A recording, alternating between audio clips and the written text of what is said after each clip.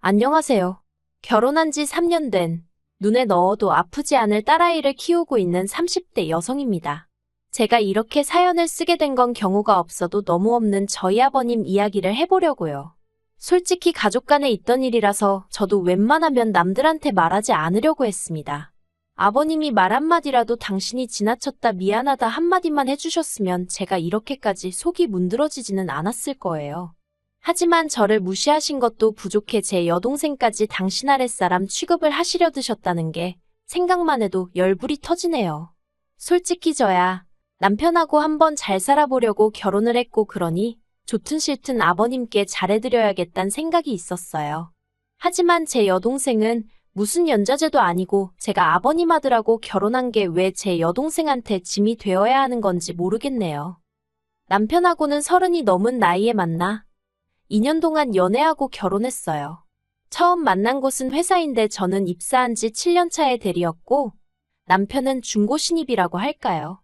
다른 회사에서 4년인가 일하다가 신입으로 지원해 저희 회사에 입사한 직원이었습니다. 남편 말로는 사무실에서 제가 제일 친절해 보였다는데 아무튼 그래서인지 남편은 모르는 거나 궁금한 게 있으면 늘 저를 찾아 도움을 구했고 저는 원래 싫은 소리를 잘 못하는 성격이거든요. 그래서 이래저래 남편을 많이 도와주곤 했었는데 그런 시간들을 계기로 남편과 연애를 시작했다가 부부의 영까지 맺었네요. 사실 남편과 연애를 하기 전에는 저는 결혼 욕심 같은 건 없었습니다. 왜냐하면 까놓고 말해서 저 하나 벌어서 먹고 살기도 빠듯했으니까요. 솔직히 숨기고 싶은 이야기지만 제가 대학교 2학년, 여동생이 고3이던 시기에 아버지가 일하던 공사장에서 사고로 세상을 떠나셨어요. 지금이야 이렇게 덤덤하게 말을 하지. 솔직히 그 사고가 있고 한동안 저도 그렇고 제 동생도 그렇고 하루하루 버티는 게 쉽지가 않았네요. 참으로 야속하다 느껴졌던 게 저희 친정아버지 사고는 여러 방송국 뉴스에서 다뤄졌을 만큼 크게 이슈가 되었었거든요. 그런데 정작 보상 부분에 있어서는 후속 취재니 뭐니 그런 것도 없었고 기꺼이 도와주려는 사람도 없었습니다. 물론 당시 제가 성인이었으니 딸인 제가 아버지 사건을 챙겼어야 하는 게 맞았겠지만 그래도 원망스러울 만큼 어느 곳에서도 그 어떠한 도움도 받지 못했네요. 그래서 그때 소위 사회에 대한 기대가 사라졌다고 해야 할까요? 그리고 사람도 더는 못 믿겠다 싶었고요.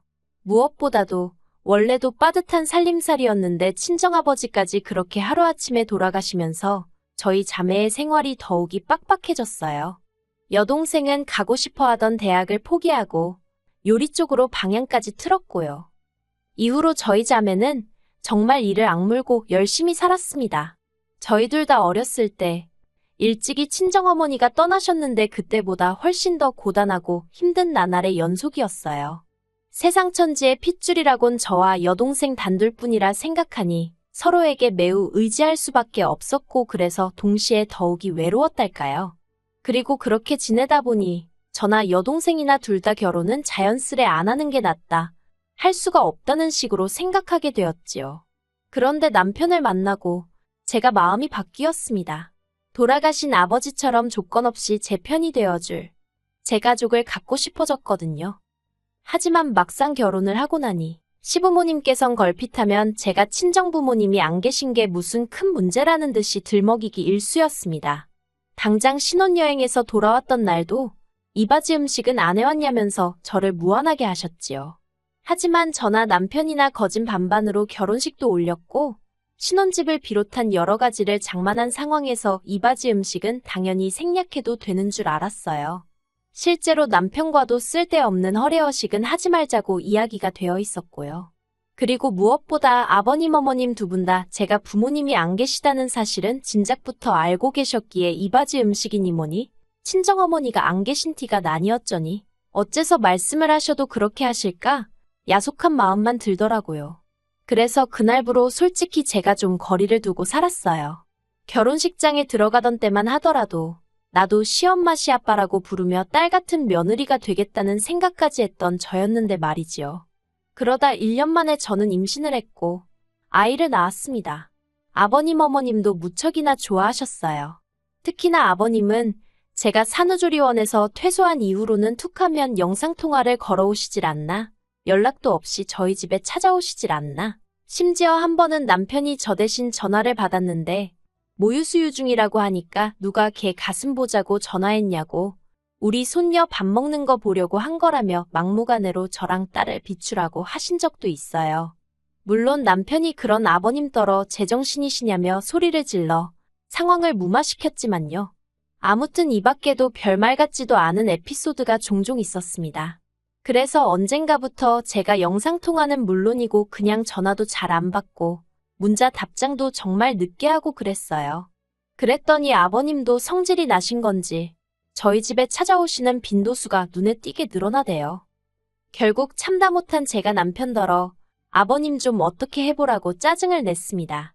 그런데 남편은 또 꼴에 자기가 어머님 아더님 아들이랍시고 제 앞에서 두 분의 편을 들더라고요.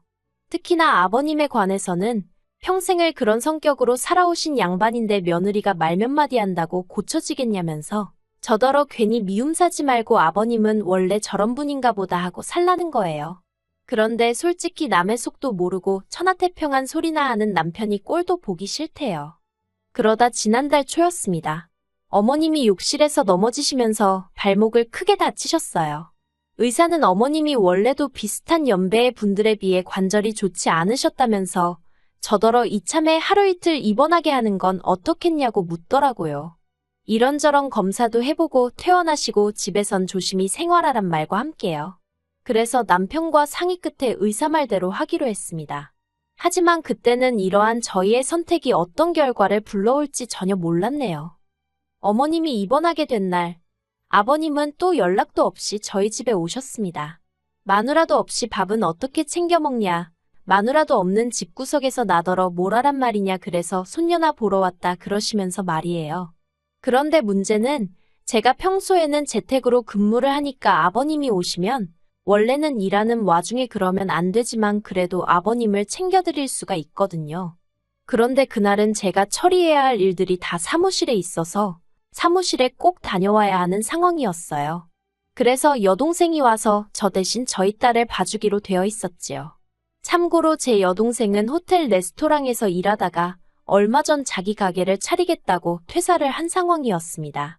아무튼 상황이 그렇다 보니 난감하더라고요.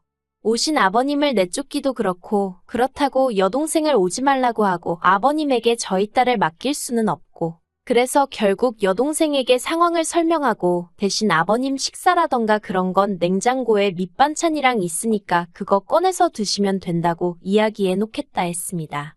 그랬더니 여동생도 흔쾌히 알겠다고 하더라고요. 딸애는 자기가 안방에서 보면 되는 거고 자기가 일단 조심하면 사돈어른도 자기를 불편해하실 테니 자기가 상황에 맞게 적당히 대처하겠다며 저더러 너무 걱정하지 말고 다녀오라대요. 그런데 제가 퇴근 후에 들은 이야기는 황당하기 짝이 없었습니다. 아버님이 대뜸 저더러 하시는 말씀이 야, 네 여동생은 누굴 닮아 그렇게 음식 솜씨가 좋냐? 죽은 안사돈 닮았나? 너랑은 완전히 딴판이더라. 네, 그게 무슨 말씀이세요? 네 여동생이 말 안 하냐?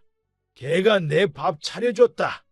네가 반찬이라고 해놓은 거는 찍어 먹을 것도 하나도 없고 내 아들이 성격이 좋으니 망정이지 옛날에는 음식 못하면 쫓겨나고 그랬어.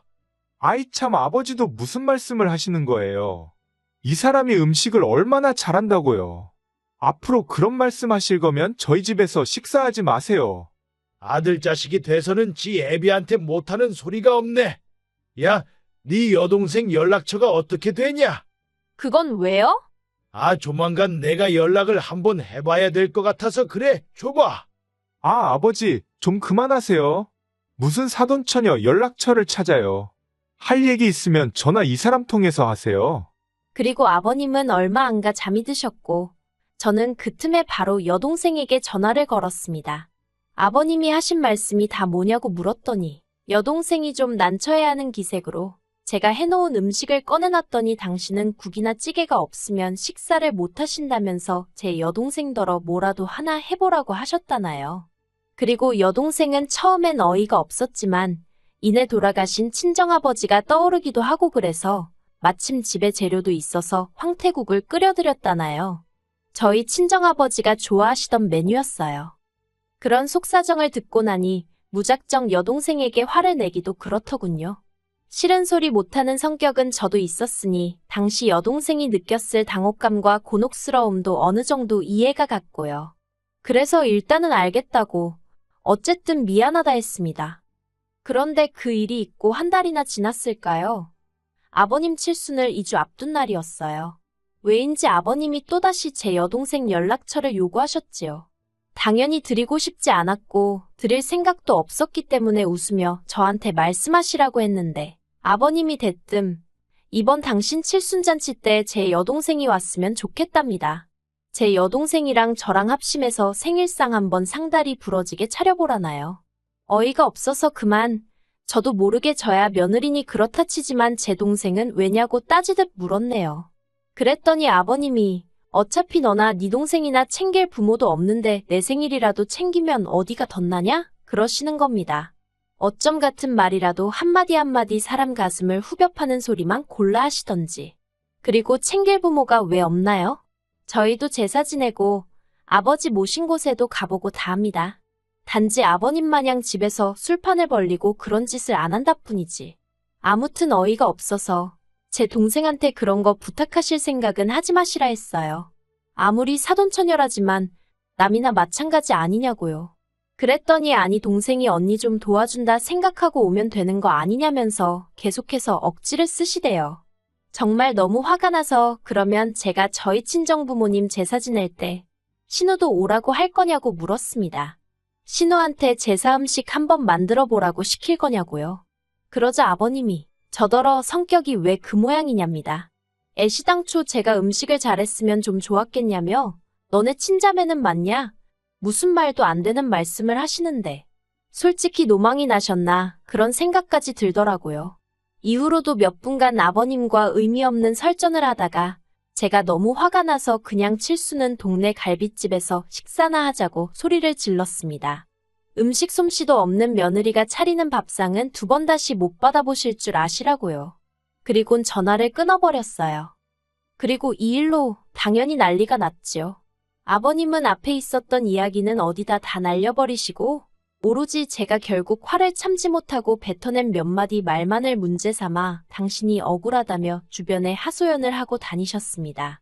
물론 아버님 성격이 좋지 않은 건 친지지인 가릴 것 없이 다 알고 있었기 때문에 대놓고 저를 탓하는 사람은 없었지만요. 하지만 제가 황당했던 건 남편이 보여준 태도였습니다. 솔직히 말해서 세상 천지 모든 이가 저에게 돌팔매질을 하더라도 남편이란 인간이 저를 감싸주고 방패가 되어주려 든다면 얼마나 든든할까요? 저는 그런 무조건적인 사랑을 보여줄 사람일 거라 생각하고 남편과 가정을 꾸렸던 거고요. 그런데 남편이 한다는 말이 평소엔 잘 참다가 이번엔 왜 못 참았냐입니다. 그냥 평소처럼 한 귀로 듣고 한 귀로 흘리면 될 걸 제가 일을 크게 만들었다나요? 그리고 아버님 말씀이 틀린 게 하나 없다대요. 동생이 언니 좀 도와준다 생각하면 그렇게 힘든 부탁도 아니라고요. 솔직히 친정이 없다 보니 서러운 일 서글픈 일이 있어도 어디 가서 투정 부릴 수가 없잖아요.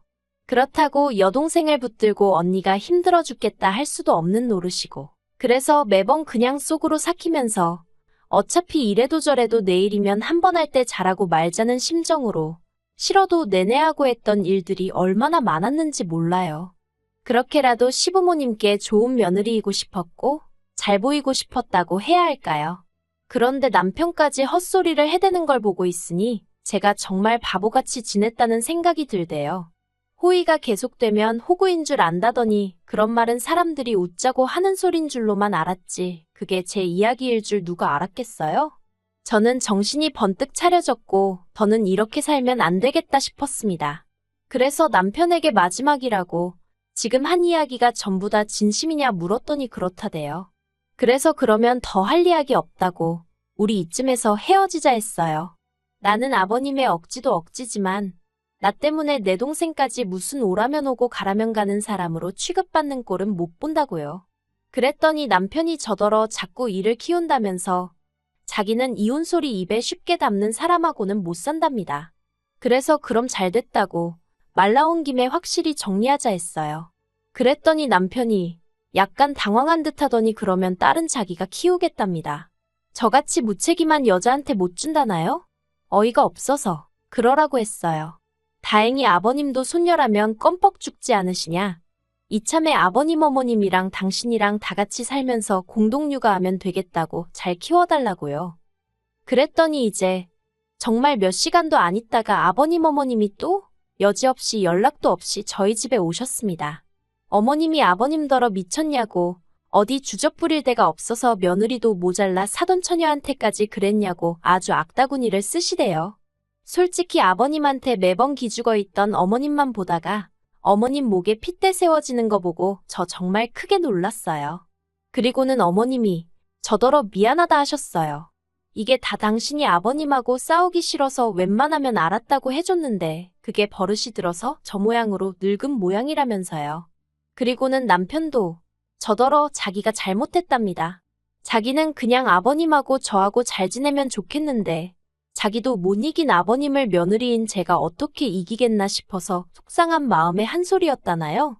하지만 문제의 장본인인 아버님은 끝끝내 사과는커녕 저를 쳐다도 보지 않으셨습니다. 하신 말씀이라곤 아무리 그래도 자식은 엄마가 키우는 거라나요.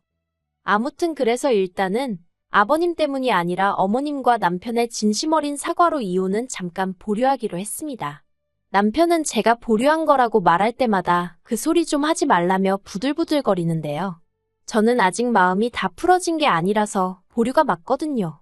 솔직히 애만 아니었으면 당장에라도 이혼했을 텐데, 아니 어쩌면 여기까지 오지도 않았을 거예요. 하지만 이젠 어쨌든 애가 있으니 제가 한 번만 더 마지막으로 참아보려고요. 정말 마지막으로요.